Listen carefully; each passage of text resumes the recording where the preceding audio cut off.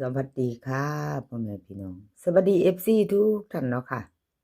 กลับมาพบมาพอกับเจตาผ้ารวยคือเก่าค่ะมื้อนี้เจตาจะวางแนวทางของเราพัฒนาค่ะกับขอบุญขอบคุณ FC บ่ว่าจะเป็นคนเก่าคนใหม่เนาะค่ะที่เข้ามาติดตามรับชมรับฟังทางช่องของเจตาผ้ารวยกับขอบพระคุณเป็นอย่างสูงค่ะ แนวทางของซองสุวรรณค่ะเห็นอยู่ในประวัติของเพิ่นวันที่14เนาะค่ะวันที่14ที่ผ่านมา877บน3ตัวล่าวออกเนาะ98ข้างล่างของซองสุวรรณเข้าไปจับมือกันมา7กับ9สายวิ่งสายลูดค่ะเบิ่น77เข้าไปบน2ตัวเนาะค่ะซองสุวรรณมีไผได้ไผตามน้ำเพิ่นบ่ค่ะ FC มีไผได้ไผมานน้ำเพิ่นบ่น้อซองสุวรรณของเพิ่นเข้าไปเลขทุกตัวเอามาวางเพื่อเป็นแนวทางค่ะโปรดใช้วิจารณญาณในการรับชมเป็นอย่างสูงเนาะค่ะรับชมรับฟังเป็นเพียงแนวทางกราบขอบุญขอบคุณซ่องสุวรรณหลายๆเด้อค่ะที่ให้แนวทางมาวางทางช่องเนาะกราบขอบพระคุณเป็นอย่างสูงค่ะมาตามต่อมื้อแรงค่ะวันที่17ของซ่องสุวรรณวิ่งลูดค่ะเพิ่นให้มา6กับ8 2โตค่ะ4หาง62648284ค่ะเบิ้ล6688 3ตัว3หางค่ะ682 684 668วิ่งรูดเด่นทอกันค่ะซ่องสุวรรณ6กับ8 2ตัวเน้น6282ค่ะ3ตัว682เน้นหางเดียวใครจะไปต่อแคปหน้าจอค่ะกับซ่องสุวรรณเนาะมื้อแรงลาวพัฒนา2 ทุ่มครึ่งค่ะ2 ทุ่มครึ่งไปต่อค่ะเลขรับนางฟ้ารับนางฟ้าวันที่14บ่เดินค่ะบ่เดินบ่เป็นหยังเจตาให้กำลังใจคือเก่ากับขอโทษขออภัย FC แทนเลขรับนางฟ้าเนาะค่ะที่ของเพิ่นบ่เข้าเนาะ87798ที่ผ่านมาวันที่14มาไปไม่ไปต่อค่ะไปต่อไม่มาแล้วค่ะเก่าหลุดไปใหม่มารุ่นใหม่มื้อแรง2 ทุ่มครึ่งกับเลขรับนางฟ้าค่ะวิ่งรูดเพิ่นให้มา0กับ2ค่ะ2ตัว4หาง0608 2628ค่ะเบิ้ล00กับ22 3ตัว3หาง026 028 002ค่ะวิ่งรูดล่อง0เด่น2รอง0เนาะค่ะเด่น2รอง0 26กับ28ค่ะเพิ่นเน้นให้2หางวงกลมให้3ตัวนี่2หางค่ะ026 028ชอบก็จัดขัดก็ผ่านค่ะเลขรับนางฟ้า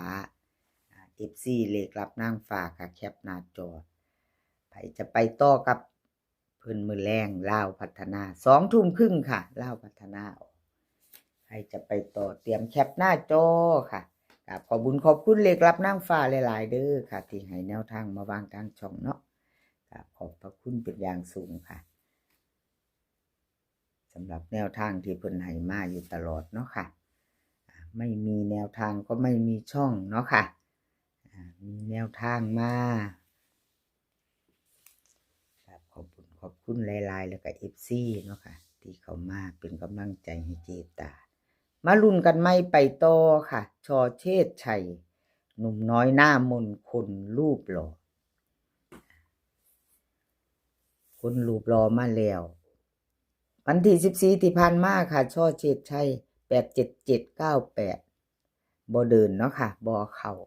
ก็บ่เป็นหยังค่ะมาไปไม่ไปต่อชอเชษชัยมื้อแรงจับคู่กันมาเนาะค่ะ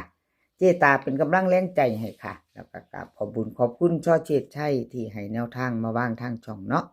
เป็นกำลังใจให้กันและกันค่ะ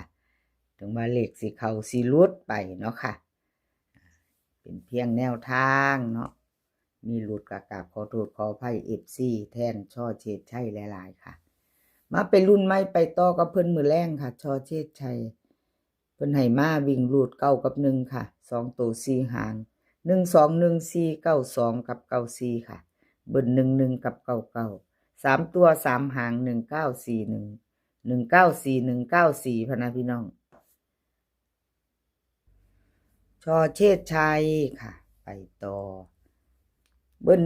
1199ค่ะ3ตัว3หาง194192 119ค่ะวิ่งรูดเด่นทอกันเก่ากับ1เด่นเท่ากันวงกลมให้ทั้ง2ตัวเนาะค่ะชอเชษชัย12ค่ะกับ92เพิ่นเด่นเน้นให้2หางเนาะค่ะ2ตัว3ตัวหางเดียวค่ะ194ไผจะตามตัวกับชอเชษชัยแคปหน้าจอค่ะแคปหน้า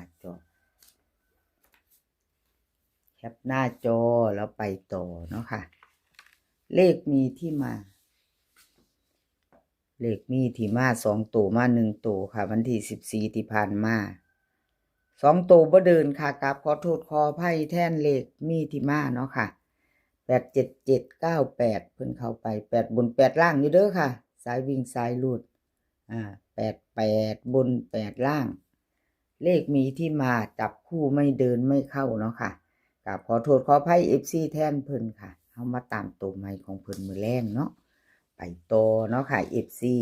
ชอบก็จัดขัดก็ผ่านค่ะมาไปต่อพิจารณาใหม่มือใหม่แล้วค่ะมือใหม่ไปใหม่เนาะไปใหม่เป็นวันจันทร์ที่17 2 ทุ่มครึ่งค่ะไปรุ่นกันมื้อแรงวิ่งรูดค่ะเพิ่นให้มา7กับ9 2ตัวค่ะ4หาง7357 75 93 95ค่ะเบิ้ล99หางเดียว3ตัว3หางค่ะ793 795 779ค่ะวิ่งดูดเพิ่นเด่น9ร่อง7เน้นให้2หางค่ะ93กับ95เน้น3ตัว3หางค่ะ793 795แคปหน้าจอค่ะไผจะไปต่อกับเลขมีที่มา2 ทุ่มครึ่งมื้อแรงเนาะค่ะมื้อแรงไปต่อกันแคปหน้าจอค่ะแคปหน้าจอไว้กับขอบบุญขอบคุณเลขมีที่มาค่ะที่ให้แนวทางมาวางทางช่องเจตาเนาะกับขอบพระคุณหลายๆค่ะมาแล้วค่ะคนสวยมาดามดารามาดามคนสวยรวยน้ำใจมาแล้วค่ะเพิ่นก็เดินกันย่างอยู่เด้อช่วงนี้เพิ่นบ่มีครูเจตาว่าอยู่เอาครูมาเด้อมาดามคำนวณดาราคนสวยเนาะค่ะดารามาดามค่ะวันที่14ที่ผ่านมา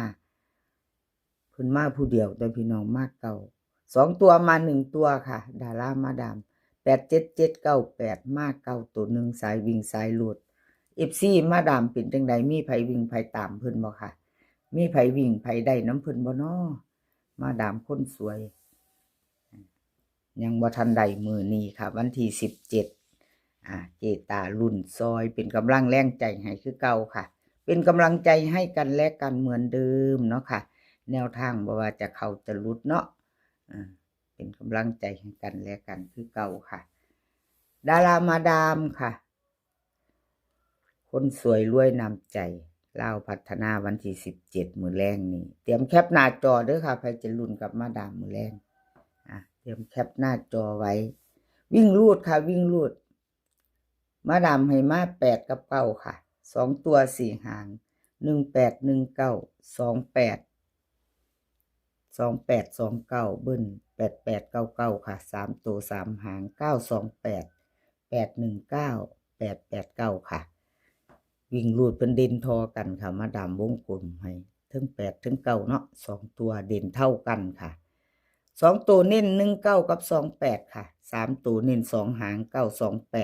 819ค่ะใครจะไปต่อกับมาดามคำนวณแคปหน้าจอเนาะค่ะลุ้นกันมื้อแรงลุ้นกับมาดามคำนวณลาวพัฒนา2 ทุ่มครึ่งค่ะแคปหน้าจอเนาะดาราคนสวยรวยนำใจ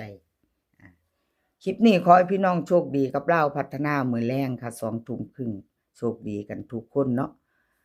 มื้อนี้ก็ขอให้มีความสุขค่ะขอให้สุขภาพร่างกายแข็งแรงกันทุกคนค่ะสุขภาพย่อมมาก่อนเสมอเดินทางไปไสก็ขอให้ปลอดภัยค่ะเดินทางไปขอให้มีโชค กลับมาก็ขอให้มีชัยคลิปหน้าพ่อกันไหมค่ะคลิปนี้ก็สวัสดีค่ะ